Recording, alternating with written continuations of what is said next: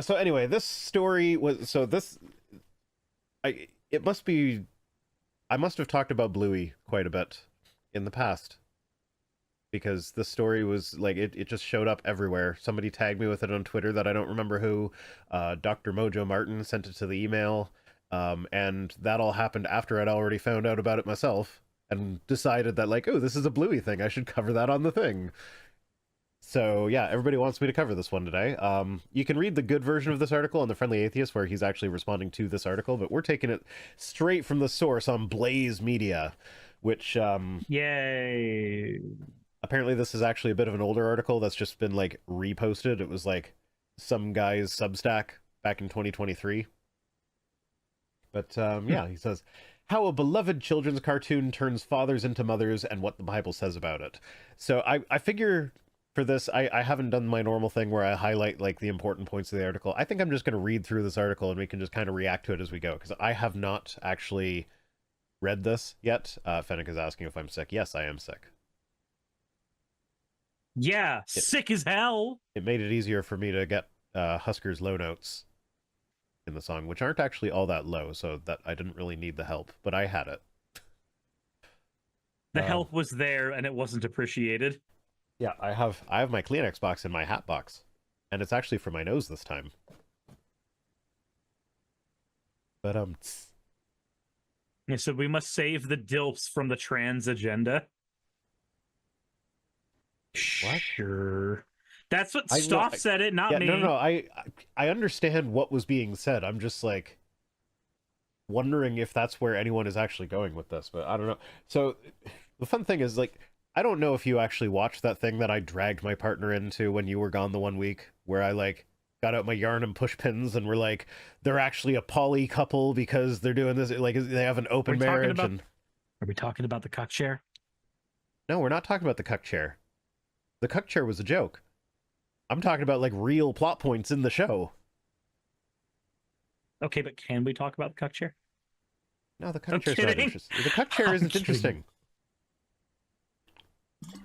But yeah, so like I made this big thing about how like they're actually a poly couple, and I'm putting my own spin on this because everybody else that is like seeing the same thing is like, oh, they're cheating on each other, and I'm like, no, they clearly are like madly in love with each other. They are just in some form of polyamorous relationship where it is okay to do other things with other people, and they are happy with that, and they are fulfilled, and they have a good, healthy dynamic with it, and it's all great. Fulfilled. Yeah, exactly. And so I'm kind of surprised that he didn't go that route with it, with like looking for the insidious hidden meaning or whatever. But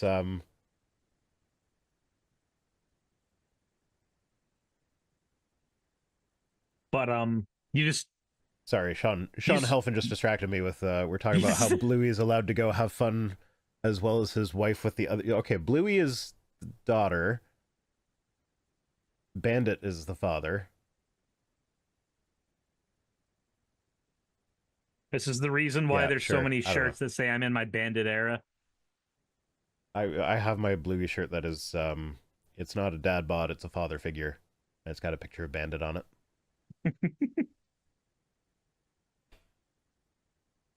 Okay, so anyway, I'm going to try and give this a serious read and then we can react to it. Okay. As the Western world catches collective amnesia around the profile of the historic father, we've begun to move past portrayals of fathers as the bumbling idiot of shows in the 1980s and 1990s to a new kind of engaged, empathetic, and present father. This is a bad thing, by the way. I think I've read these exact words before. Possibly. I think I have read these exact words before, because this is like, they'll talk about Home Improvement, how there's the bumbling dad that knows like very narrow things. Yeah. Or like Homer Simpson. Yep. God, you know what's weird? They changed Homer a lot throughout the course of The Simpsons. Yeah, they turned him from a guy who does his best and actually cares but is a bumbling idiot to a guy who just doesn't care and doesn't even try. Well, I mean, he was also a raging violent alcoholic back then. Yeah. So there was like, it wasn't all great for him then, but back then he was written as somebody who did understand his job at the nuclear power plant. And later episodes retconned that, because there was a whole thing where like he sold nuclear secrets to a different country because he actually fucking knew them. And then later episodes showed that there were 2 security rooms and one of them was fake, and the fake one was Homer's. Oh, whoa. And even Mr. Burns knew enough about the nuclear power plant to like pull up his sleeves and get to work. And everyone else did the work, and Homer's just sitting there like, wait, but I thought my job was important. So, Scott Dillahunt says, is deja vu, you've seen this shit before. I've seen this bullshit before. There's only one problem with this new ideal father. He embodies almost all the elements of the traditional mother, purged of the essence of elements from the historic father. The poster child for this new depiction can be found in the mega-popular kids program Bluey. The dad, Bandit, is seen as a constantly nurturing, always present playmate to his 2 daughters, Bluey and Bingo. How dare he? How dare you create a character that everybody not only relates to, but successfully does the fatherhood thing without being toxic or having these negative traits? How dare you create a positive role model for other people? You should know better. Yeah. He's so present, in fact, that fans of the show often joke about when Bandit finds time to work, and in the show, it's clear that the mother has less time to play than the dad. Is it maybe because the father simply has a writing team that likes him more as a character and therefore gives him more to do? So it's actually because the writers are explicitly wanting to combat the picture of the bumbling idiot dad that they talked about in the earlier thing. They want to show a good, wholesome, healthy family dynamic. And part of that is like the mother is always the one that's at home with the kids doing all the stuff with the kids or whatever while the dad goes out to work. So like they didn't explicitly flip that, but that is why it often focuses more heavily on Bandit. It's not but yeah, they're just trying to do a happy, healthy family. Rosina for $5 says, ooh. But anyway, what I want to say about him not having time to work, like fans of the show even joke about him not having time to work at all. There's like a whole episode, Curry Swap. It's called Curry Swap. I actually know all the episode titles. Well, okay. In my fairness, they say it out loud at the beginning of every episode, so this isn't like someone in like the 90s knowing all the Star Trek episode names. No, they say the names of the episodes in Dragon Ball Z as well. And I can't tell you the name of any episode in that show except for Battle on a Vanishing Planet. Anyway, in the episode Curry Swap, one of the subplots of that is that Bandit has to go away on a 6-week work trip, and Bingo doesn't want him to go. And so they work through their feelings about that. And how sometimes people have to do things that they don't want to do because it's their responsibility. Stop says Bandit male wife confirmed. Good for Bandit. But anyway, my point is he does work, and the final episode of the show, which not technically the final episode, but whatever, I don't know what's going on there. The whole plot is that they bought a new house, they're moving for Bandit's job so that he can have a better job or whatever. I don't like how they handled the end of that one. Spoiler, they kept the house and he gave up the promotion or whatever it was. And I feel like they could have done something with but you're moving and you have to move, and like the same thing they did with he's going away for 6 weeks. Yeah, you might not want to move, but this is in the long run, it's going to be better. But everybody except for me seemed to love it. So who am I to argue with everybody? I mean, we're content creators. Our job is to argue with the masses for content. I'm sorry, I wasn't supposed to give that away. I'm so sorry. The content fairy is going to come and harm me now. I don't know why people are sending links to the Neocitrin website in my chat. Like, I know why people would be recommending that I be drinking Neocitrin right now, but I don't know why they're sending links to the website. Is Neocitrin just a citrus supplement? It's a bit more than that. There's like some actual medicinal stuff. Like citrus is dubious medicinality. But like it is really good at like clearing out the sinuses, and most of that is probably just that you drink it hot, and so it's the steam, and the steam does it. But still, Yeah, like I zinc would do way more than citrus would here, and even zinc doesn't have a ton of conformational studies. yeah. Well, it has Tylenol in it. Yeah. See, I knew it had actual stuff in it, not just. Yeah, the actual stuff is painkiller. Let's go. You need Buckley's? Absolutely not. I am not doing Buckley's. I don't care if like they say it tastes awful and it works. I know, I get it. Can't do the taste awful. Just not doing it. Tasting awful is enough of a reason. Yep, I would rather have a stuffy nose than deal with the taste awful. Okay. It says our culture loves this depiction of fatherhood. It empties the father character of all the elements of the traditionally masculine father we've grown uncomfortable with, and at the same time it provides freedom for the mother to get out into the world and explore her individual passions. Heaven forbid women are able to explore their individual passions. I don't understand why right wingers are so vehemently against women. Not women doing anything in specific, just But also, like, women. if you watch the show, like he does do a lot of like more stereotypically masculine stuff.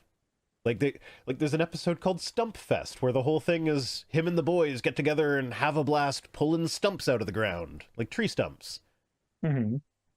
And like, why are they doing it? Just because they're having fun doing it. It's a neat thing to enjoy doing, so they enjoy. There's an episode where he gets overly competitive at badminton with his brother. Like, they do the male competition thing, they do the male masculine manly tasks around the house sort of thing, but then like he also, so when I think of masculinity and like what it actually means to be masculine in a non-toxic way. What I think of as being secure in your identity and secure in who you are, not caring what other people think. Bandit often puts himself in incredibly embarrassing situations for the sake of a game that he's playing with his kids. You have to be pretty confident in yourself to do that. Yeah. Like, the fact that he's willing to do that is like, that's actually really good role modeling. I like that. Yeah, And I'll take that. I think that is a really good masculine role model. It's like, yeah, I'm doing this silly thing that involves letting my daughter put makeup on my face, and then, oh no, she used her magic wand to freeze me in the front yard, and there are people walking past. So I'm just going to stand here like a statue with weird makeup on. Oh no, you're happy with yourself, and your kids are doing things with you that they enjoy and you enjoy. Oh dear. Oh God. What is going on? This is so horrible. Yeah. Everyone wins, right? Right. Well, it depends. No, it doesn't. It depends on whether there's an objective ideal of fatherhood and motherhood. There isn't, so that's fine. Oh my God. Yeah, no, everybody is different, so there is no objective ideal. If for there to be an objective ideal would mean that if everybody was placed in that objective ideal, they would all turn out the same. Everything would be the same. Because that's what objectivity would be. But so, that's like, not no, what's going on. That's not the way life works. Different kids have different temperaments, different parents have different temperaments. Different dynamics will work differently for different people. Different situations have different outcomes. Yeah. It happens. So, like, no, there is no objective ideal of fatherhood and motherhood. So, yeah, you can just throw that right out the window. And if there is, there isn't, then symbolic depictions seeking to reverse these objective profiles are problematic. This didn't even, like... What? I know what objective profile they're going to go for, but, like, this didn't even reverse that. It's just a household where both parents work. And it just so happens that most of the storylines center around the dad. And you know what? There are plenty of sitcoms where both the parents work. Most of the storylines center around the mom. They just did it where a lot of them center around the dad. I don't see the problem. And it's again, If the writing team favors one character, that's not the end of the world. It's fine. It doesn't matter. It only matters if you have a stick up your ass. Yeah, absolutely. And there's plenty of ways to go through life that don't involve having a stick up your ass. Yeah, like there's a whole episode where he continually, like, he'll play their game for a little bit and he's like, okay, but now I really got to get to work. And then they bug him a bit more. Okay, I'll play this a little bit more with you. You can, like, that's it, but I really got to get to work. So, like, there is an episode where, like, he has to balance playing with the kids while working from home. Which is kind of what you would expect. You would expect that in a show that is about these characters. Yeah, Duct Tape Jape is saying, I feel like Chili features pretty heavily as well. Yeah, she absolutely does. Like, I think there are more Bandit-centric storylines than there are Chili-centric storylines, but, like, it's not by a lot. And, like, there are episodes where Bandit isn't even in the show. One of the best episodes is the whole thing is just Chili and like Bluey's not even in that one. It's just Chili and Bingo playing in the rain. There's no words. It's all just music and just them playing in the rain and do it. And it's sweet and it's adorable and it's great. Another similar episode. Again, it's mostly Bingo focused, and this one is probably my favorite episode. Again, very little in the way of dialogue. It's all music. And they use classical music too, so this is a good way to introduce kids into classical music. And it's the one where Bingo's like having a dream about the solar system, and it's going through it, like it uses the Jupiter movement from the Solar System Symphony. I forget what it's called. And just like the way that they're able to tell this like super duper touching and sweet story without any words, like all with visuals and music, it's perfect. It's so great. And that one is entirely Bingo, and when there is an adult, it's Chili. It confuses me that right-wingers care so much about this children's programming. Like, I'm sure I care about this children programming. No. I'm not saying in that way. I'm saying it's weird to me that they care so much in a derisive way. Like, it's way less cringy when somebody makes their personality liking something than it is when somebody makes their personality hating something, if you know what I mean. Like, if the only thing I know about you is the things you dislike, I have a very negative connotation associated with you. That's all I have. But if I know you by the things that you're enthusiastic about, I'm much more likely to be on board with you. Yeah. So it's weird to me seeing these conservatives that make their entire lives, not their entire lives, but a significant portion of their jobs, about disliking things like this. Yeah. And the episode I was talking about is called Sleepy Time. And the music that they use is Gustav Holst's is the Planets Symphony, specifically the Jupiter Bringer of Jollity. Jupiter, the Bringer of Jollity. I don't know what that last word is. Happiness. It's a synonym for happiness. I don't know why they couldn't have said that. Probably because it starts with J and alliteration is fun. But yeah, it's a great episode. I highly recommend it. Alliteration is fun. Sure. Anyway. Joviality? No, it's Jollity. Jollity, but my mouth doesn't want to say jollity. Because that just doesn't sound right. Yeah. So embracing these kinds of portrayals, especially in a highly symbolic medium like a cartoon, will go a long way in shaping our intuition around the essence of these roles. I don't necessarily disagree with that, but in this case, it's a good thing. Like, I think that's kind of where a lot of that divide just ends up being. You both notice the same things in the show, but just you go, your response is yes and, whereas their response is no but. Yeah, well, I mean, I don't think it's an exaggeration to say that watching Bluey has actually made me a better parent. Because, like, there have now been times in my life when, like, oh, we got the MASH references. Jocularity! Good old Father Mulcahy. I haven't watched MASH in a long time. Yeah, I want to say that's a good show, but I also haven't watched it in a long time, and I'm not sure that it holds up because there's a lot of sexual harassment in that show. There is, But also, especially around the nurse. Yeah, but you do have to have a certain amount of, but it was the time, and also they were portraying a thing that really happened, but then they were also playing it for laughs when it was actually a serious thing. I don't know. But anyway, what was I saying? Oh yeah, no. So watching Bluey has actually made me a better parent because there have been times when like a situation that is similar to something that has happened in Bluey shows up in my house, and I'm just like, what would Bandit do? And the answer to that question is usually a good one. Stoff says no. I don't know what Stoff is saying no to. Specifically, just no. Just no. Just no. I don't know. My friends of mine who were involved in very progressive spaces back before I was even progressive, generally praised two shows a shit ton, and it was MASH and Star Trek for being just very, very progressive for the time of what they were doing. Yeah. Yeah. I always found it a little bit funny that like MASH went on for about twice as long as the Korean War actually did. It was like the TV show about the Korean War, that a constant plot point in the show was, this is such a long war, when are we going to get to go home?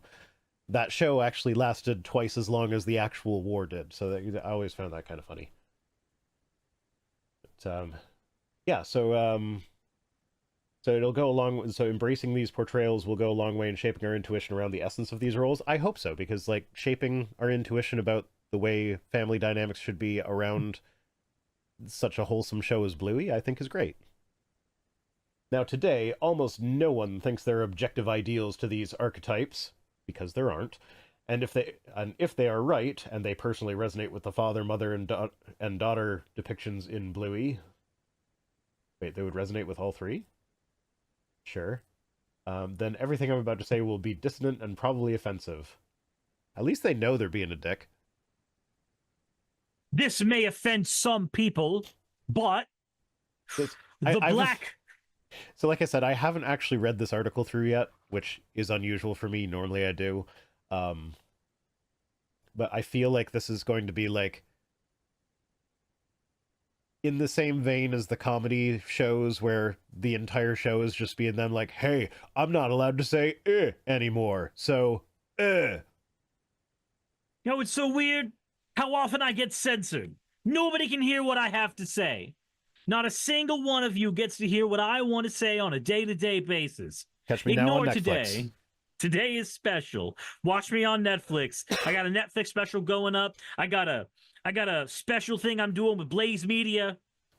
The Daily Wire is going to bring me in as well. Don't think their contract pays really well. Gina doesn't say it does either. I mean, Gina's suing to get away from them, so...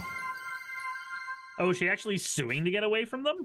No, she's not suing them. She's suing Disney to give her job back with Disney. I don't know what the result of that are yet, if anything. I doubt it. What's she gonna do? Say, hey, you didn't renew my contract? That's not how contracts work. Yeah, you can sue for a breach of contract. Yeah, she's suing them to have them write her character back into the show, which is now over. Well, no, she was supposed to get her own show. Is her character endearing enough to get her own show? No. I don't think so. I didn't dislike her character. I still need to watch... Fennica saying, who is this? Gina Carano. She was the MMA lady who was in a couple episodes of Mandalorian and was supposed to get her own show. But then she said transphobic stuff and refused to stop saying transphobic stuff on Twitter when her bosses said, please don't do that. It was mostly right-wing conspiracy theories. Yeah, no, about... it was an Holocaust denial. Yeah, it was saying that, like, the real Holocaust is what's happening to conservatives right now. Yeah. And so Disney was like, hey, we don't want to be associated with this person. So, no, we're not going to make a show for you. Bye-bye. And then she was like, fine, I'll go work for the Daily Wire. And then they put her in like 2 things and paid her nothing. And now she's suing Disney to hire her again. Please bring me back, Mr. Mousecatool. Yeah. I need it. Yep. Freya says her character wasn't even that good. I didn't mind her character. I was never like, when you're watching a TV show and a really good character pops up on screen, and so you're just like jumping up and down waiting for more scenes with that character. That was not her character to me. I was never excited to see more of her character on the show.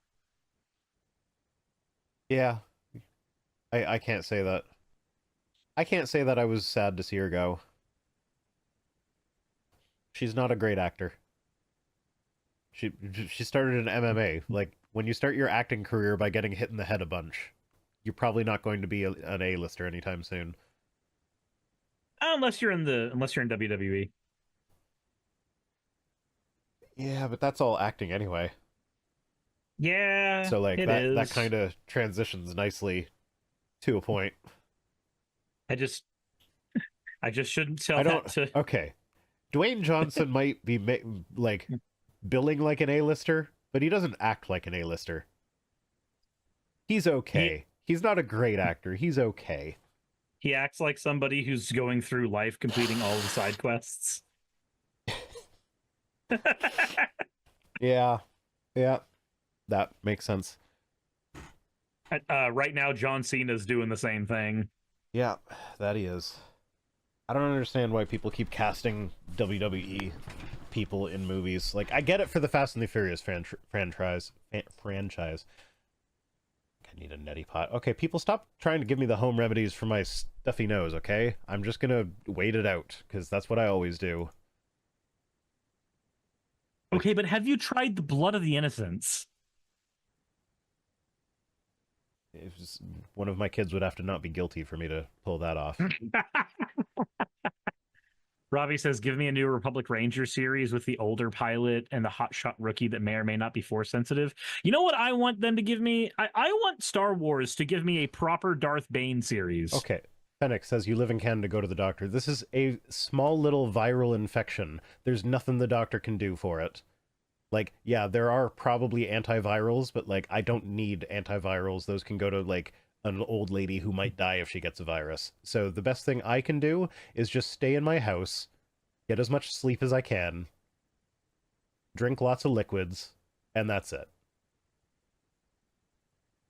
Yeah, I'm seeing everybody having their hot takes on WWE wrestlers, and I am holding my tongue since I am now kind of friends with the next WWE wrestler.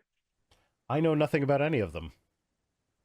The only one that I've ever spoken to is Drew Gulak, and that's only because me and him are both working on the same video game. That's it. I had him on my secondary channel for an interview one time for fun, but we talked about Pokemon and shit, which I'm sure was riveting for people who wanted us to talk about things that he's actually known for. But I'm not as interested in wrestling, so I made it about video games. That works. All right, back to the article. So let me say from the outset that even in the conservative Christian world, my position is a tiny minority, maybe less than 1% good. So feel free to stop reading if you're getting triggered. Oh my God. I hate that people use...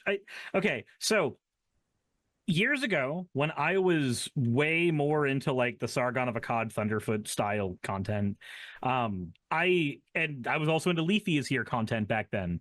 So I used the word triggered as flippantly as a lot of conservatives do right now. But now that I've divorced myself from that world so much, I don't understand it anywhere near as much as I feel like I used to. Because when you have a trigger, it's a trauma response, typically. Mm-hmm. It's your body responding in a way you can't control to some kind of stimuli. That's all it is. So why do we not give that word the weight that it's supposed to have now? Why do we use it fucking flippantly? I don't get it. Well, I mean, that's why most of us, that like when a trigger warning is needed, we've moved on to calling it a content warning, because that doesn't trigger the conservatives like the word triggered does. I'll fucking use it triggered the correct way. I don't give a shit about them. Yeah. I issued a content warning, and I forget whether it was last Friday's video or this coming Friday's video. Because yeah, I didn't know that the video that I was making was going to end up talking about rape a bunch, but it did. Yeah. And it was Mike Winger, and he brought up the verse in Numbers that is not just rape, but specifically child rape. Oh boy. And so it's like, oh joy. I'm not going into details, but I talk about it a lot. So if you're uncomfortable with that, give this one a miss. I understand. Thought last week was Father Casey, so then that would be this coming week. I don't know. Okay. Hiring an editor is a good thing because now I have more time to spend with my children. But in some ways it's a bad thing because now I am even less in touch with my own content. You film it and then you go to the next thing. Yeah, because like before I would I would have to watch my videos through a minimum of 3 or 4 times because there's like I watch all of my stuff as I'm putting it together, and then I watch all of my stuff as I'm editing out my mistakes, and then I watch all of it as I'm like putting in the graphics that I'm using, and then I didn't always do this, and so there was a lot of stuff that got missed in previous videos, but like I would do like a final quality check watch through, and then it would finally get uploaded, whereas now it's just like, yeah, no, I recorded my stuff, done with that video. So like, which video did I say this in? Was it last week? Was it this coming week? Was it the one before that? I don't know. I know that feeling. Yeah. But anyway, feel free to stop reading if you're triggered. Let me lay out 3 premises I believe about this topic, and if you disagree with any of these, you'll likely disagree with my conclusion. Okay. How about instead of just being like, hey, if you disagree with me, you'll disagree with me, like, are you going to try and convince anyone of your position, or are you just writing this for the sake of having written it? It feels like, if I were to put myself in the shoes of somebody like this, these are people that tend to get very defensive over their opinions. So when they say, if you disagree with part A, you'll disagree with the conclusion in D. The reason they do that is to defend conclusion D, because they can take any criticism that's aimed at conclusion D and say, well, it's you don't agree with me because you don't agree with this one point earlier on, the point that's less important. My overall point is very important. It's a way to avoid criticism. Yeah, so if you criticize me, oh, I said you disagree with us and told you to stop reading. It's your fault for continuing to read.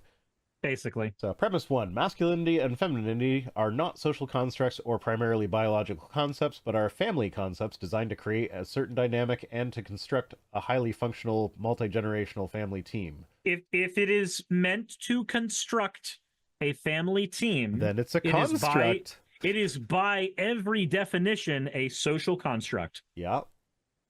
It's like what is the family? What is not a social unit. Yeah, the family is a social construct. Like, you think fish that eat their own babies have the family as a social construct? No, they eat their own goddamn babies. Humans have a society where we have social constructs. Family is one of those social constructs. So even if I agree that masculinity and femininity are not things in and of themselves, they are only things with regards to a family concept, that's still a social construct. Hey, don't tell me what a social construct is. Don't tell me we live in a society. I don't want to know that we live in a society. I get upset when I think about society. Yeah. Because I am an enlightened individual on the internet. So, premise 1 fails not because he's wrong, but because it's just incoherent. It doesn't mean what those words mean. They're not social. They're this other word I'm using that actually means social. Yeah, it's a stupid statement. It's a nothing statement. Yeah. The Bible presents meta-descriptions of masculinity/fatherhood and femininity/motherhood through symbolic characters primarily rooted in the story of Genesis. So when he says primarily rooted in the story of Genesis, I guarantee it's just going to be that one verse about how, and this is why a man shall leave his father and mother and cling fast to his wife, which, if you actually, I might have some of the details wrong on this one, but I touched on it in a video a while ago. There's actually a lot of scholarly literature on that one verse as to what it even fucking means, because it is not as simple as like a man moves in with his wife, like he goes from being part of his parents' household to being the parent of his household. It actually, given where it's inserted and the way it's phrased in like using the Hebrew words, it actually probably was more about forbidden marriages. So despite the fact that the parents don't want the man to marry this woman, he's gonna do it anyway because he's young and stupid and in love. I'm just curious, has anybody made a full video yet dedicated to the idea of biblical scholarship as fandom? It's just fans of one thing arguing their particular interpretation of it, and other hyper fans of it disagreeing with them. They're just Star Trek nerds in a basement, bitching back and forth about who the better fucking captain is. Except when looking at the question of what did the authors mean when they wrote this, there is a right and wrong answer for that. Now, what that right and wrong answer is might be completely lost to history, and we may never know for sure what it would be. But whereas, like, in Star Trek, debating whether or not the transporter clones you and kills you every time, and whether or not that's a philosophical nightmare, or if it's actually okay, or like the Tuvix episode, was Janeway justified in essentially killing Tuvix to get Tuvok and Neelix back? So that's a philosophical question that's not designed to have a correct answer, but like when it comes to science fiction or whatever, that's just like a lot of times it's just people post hoc rationalizing things, whereas for this, like, there are contextual clues, like the sentence actually reads a lot smoother without that verse in it, so it's clearly a later interpolation, and there are other context clues that suggest a time frame for that, and the time frame when it was probably inserted in was also a time when a lot of the books of the Bible were written describing how the Israelites were like intermarrying with other cultures. So it was part of the Babylonian exile sort of thing. So you're right. It's not Star Trek nerds. You've corrected me, and I accept it. It's Star Wars nerds, wondering which revision of George Lucas came in, and if it adds or takes away from the original contextual value of the piece. Sure. I accept my defeat, and I revise my position accordingly. So on the Star Wars point, I've always kind of been of the assumption, like, because I when I watch Star Wars, I watch the despecialized edition, the ones that you have to pirate, and like these people went to great lengths to remove all of the special edition stuff and make as close a movie to what originally released in theaters in 1977 and the other two's respective release years. Because I think they are better than the special edition, because there was a lot of stuff that George Lucas just threw in because, like, hey, wouldn't it be cool if we could have a big CGI creature, because CGI is new and fun, and it doesn't matter that it cool clutters the yeah, like stuff like that. And it's like, okay, yeah, no, we can do without that. But then I kind of wish that there was like a hybrid of that, where, because not all the changes were bad. The Millennium Falcon taken off from Mos Eisley, way better in the special edition. The X-Wings and Y-Wings and such taken off at Yavin, way better in the special edition. So, like, I feel like there's a compromise to be had there. See, Axo says, I hate the Star Wars fandom. I just sit in my corner with my friends and have a dumb little OC who runs around and does things and stuff. Star Wars has one of the worst fandoms of all time, it's true. But at the same time, it is one of the most fun franchises ever. Yeah. That doesn't excuse its shitty fandom. It's just a point of fact. I've always kind of liked the fandom, but not because they're inherently good, but because it's really fun to trigger them. Like, But I there's the use of the word trigger flippantly. yeah, I'm sorry, but no, I actually I enjoy. So like, I think the prequels were kind of garbage. They were okay, but like, eh. The original trilogy was better. I like what guy does when he like he'll occasionally be like he'll just throw some random joke in there about how the prequels were actually better or he's a prequel defender or whatever, and like he just doesn't leave any room for debate. It's just like, no, they're just objectively better. Moving on. And I think that's hilarious because like I know there are people that are going to get really really upset by that, and it's literally nothing. It's just a show that you like, or a movie that you like. It's okay for other people to have different opinions. I'm gonna be honest. I like the original trilogy more, but the prequel trilogy is one that gets better every time I watch it. And I don't know if that's just me getting older and like caring more about the political subterfuge plot than I did when I was a kid. I just can't deal with episode 1. Like 2 and 3 were okay.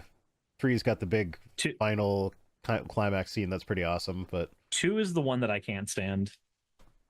2 has some of the worst dialogue of any of the movies. Yeah, absolutely. Alpha, shut the fuck up. Oh, whoa. Stupid fucking whoa. Jessa or no, Jester been a member for 5 months, thank you, says I want a version with the early big scenes. Oh, yeah. Oh, so if you want a version with the early big scenes, it does exist. It does exist, actually. The Star Wars radio drama keeps in the early big scenes because the radio drama was made in its entirety before the final version of the film was cut. So a lot of the cut content from the film makes its way into the radio drama. So if you want that version of Star Wars, it exists, and it's fucking great. Anyway. All right. So, premise 3. Meta depictions of these roles are good and necessary to give culture at large something concrete to aim at, even though all of us as individuals will find some elements of these roles dissonant with our desire or even our innate wiring. I mean, if elements of these roles are dissonant with our desires and innate wiring, then that means that there is not some objective best version of these roles. Otherwise, wouldn't we all like naturally gravitate towards the objective best ones? I mean, actually, I don't think so. So I mean, the fall, yeah, whatever. Even in, well, not just thinking of like the Christian theology there, but like just thinking of individual people's tastes. There are a lot of people who enjoy things vehemently that are objectively awful. The Okay. Room. As someone who enjoys the movie The Core, I will grant you that point. Yeah, like there are a lot of things that are objectively terrible, but we as nerds, as society, as disparate groups, we do end up enjoying these things greatly, irrespective of how bad they are. But some of my enjoyment comes from the fact that it's bad. Right, and now we get to my drama teacher's entire spiel about the wheel of suck. Where something sucks so much it comes full circle and it's awesome. Dark Excalibur says, legit, The Core is fun. Absolutely. The Core is a fun fucking film. The Core has made me laugh way harder than any comedy ever has. And it was like, it was at scenes that were supposed to be serious. Like when lightning strikes a completely concrete building and it bursts into flames. Like that just, it just made me laugh. It was hilarious. The ozone starts getting stripped away and everything just instantly melts. I don't remember that. It's when the planet stands still before they restart the planet's core, and it's at the Golden Gate Bridge, and the ozone layer starts peeling away, and the sun just starts instantly melting and boiling everything it touches within a nanosecond. I'm gonna have to watch it again because I don't remember that. Which feel like it feels so weird that scene exists when we know that we can put people on the moon with just as much exposure to the sun and no atmosphere, and they don't fucking boil like that? Yeah. All right. Like, no, the core's a fun film. I watched it. It was actually my science teacher, the one that turned me on to the idea of evolution, was the one that made us watch the core in class. And then I watched it 2 or 3 more times afterwards because I was like, no, this film's awesome. I love it. I like garbage. We got some Manos Hands of Fate quotes going on in the chat.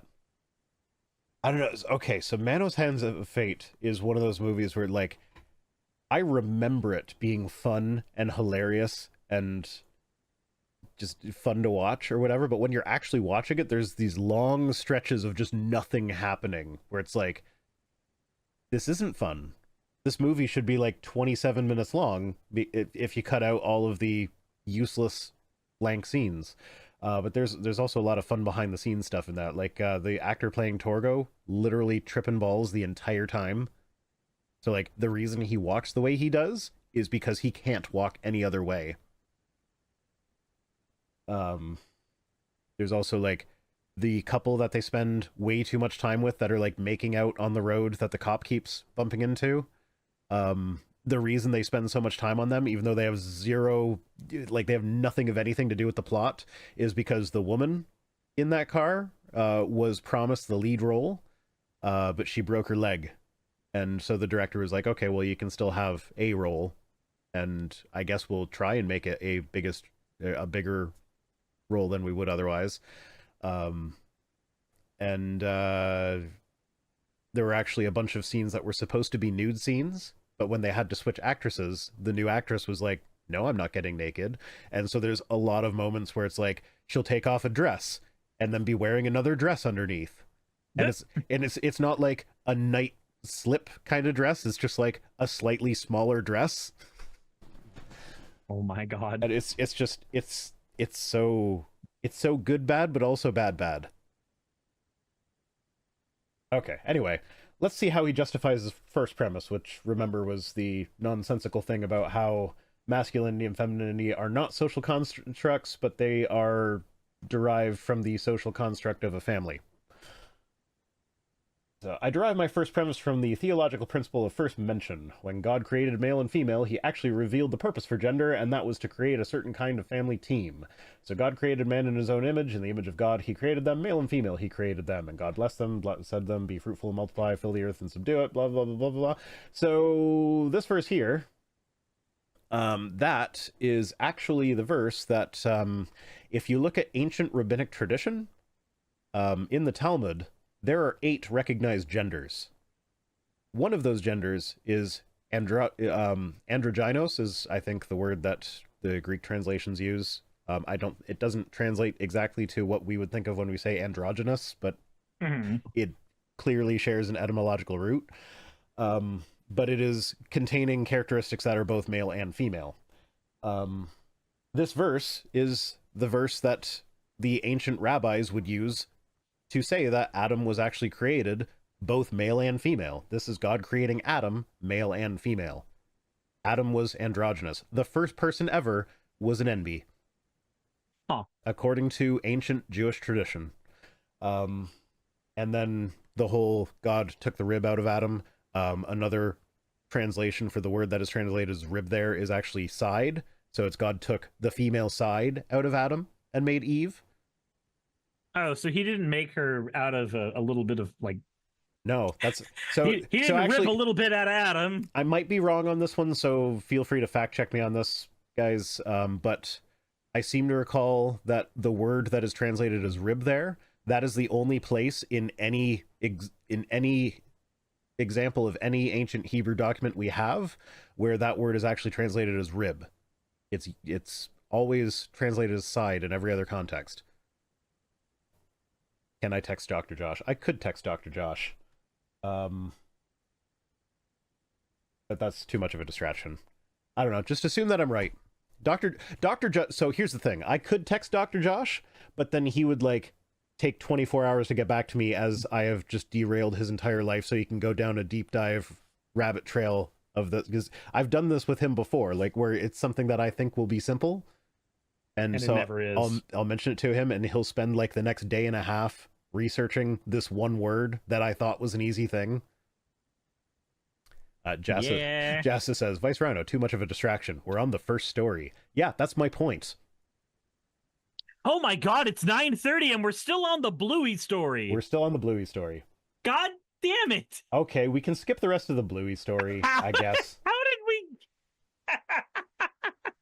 Okay, let's see. I'm going to move past his justification for the things. When in the Middle East, I see it everywhere? All the good and toxic depictions of fatherhood I see from those native to this region I recognize as coming from these Abrahamic stories. It's increasingly hard to see in the Christian West. So he wants there to be more toxic depictions of fatherhood in the Christian West? I mean, this is the same kind of thing that we see when, like, Steven Anderson goes off and says that he would rather have the Taliban in the United States if it means he can kill the gays. Here we go. One reaction I've received from people who think it's absurd to criticize a cartoon: you might think that Bluey is a wonderful depiction of fatherhood, but please don't be naive about the power of symbolic depictions, especially ones aimed at children. They might become caring, nurturing fathers. Wahaha. Oh, no! Was that a Troll 2 reference? No, that was just me being really, really dumb. It sounded like you were saying, oh no, but in the same tone that he says, oh my god. Oh, yeah. Oh, my God. They're eating her, and then they're going to eat me. Oh, so what's funny, I didn't know about that line at all until in Resident Evil Umbrella Chronicles, which is a retelling of all of the Resident Evil games, but on the Wii in rail shooter style. Mm-hmm. When you play as Hunk through the Resident Evil 2 section of the game, you can hear over the radio people in Hunk's team just referencing a shit ton of like older slasher films and older horror movies. And one of them is the zombies, they're eating them, and then they're going to eat me. Oh my God. And I didn't know it was a reference for like 4 years. Yeah. Yeah, so, oh my god, he's tying this into... Like, we spend almost 1/3 of our lives experiencing symbolic depictions in our dreams, and most of our entertainment is created by watching stories filled with meta characters and what they symbolize. So Bluey is going to make you dream of having better parents, and then you might become a better parent, and that's a bad thing. But we already dream of having better parents.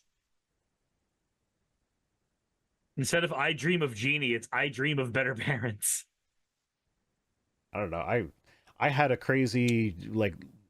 One of those nights where I kept on waking up and falling back to sleep or whatever. I had a dream that just continued on through all the interruptions, and it was I worked at an old restaurant that I got fired from before, and I was like advocating to start a union there. Huh. So yeah, based Rhino even in his dreams. Yeah, I mean, I'm not going to go into the details because it's a fucking dream. It's like it's nonsensical. Like, eventually this restaurant that I really worked at in my real life became a restaurant in Central America somewhere that I was working at temporarily. Like, I've never worked at a restaurant in Central America. Okay, brains are weird. Empower Palpatine, do it.